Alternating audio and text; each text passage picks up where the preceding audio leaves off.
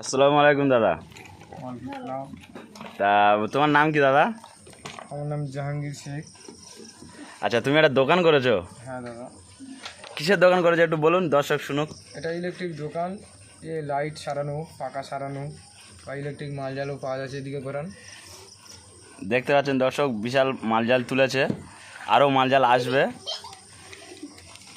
এখানে লাইট পাকা কি কি সারানো হয় আপনি একটু বলুন। লাইট, পাকা, চার্জার, তোমার বক্স, বিভিন্ন রকমের ইলেকট্রিক যত রকম সরঞ্জাম আছে যত রকম ইলেকট্রিক কাজ আছে আপনি করেন, তাই তো? হ্যাঁ। 3 টাকার কড়াই দাও দেন, হলদে কড়াই। দেখো এখানে একটা কাস্টমার এসছে, দেখে নিন।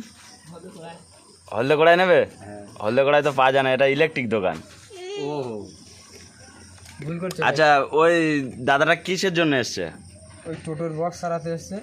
আচ্ছা, বক্সও সারান? ও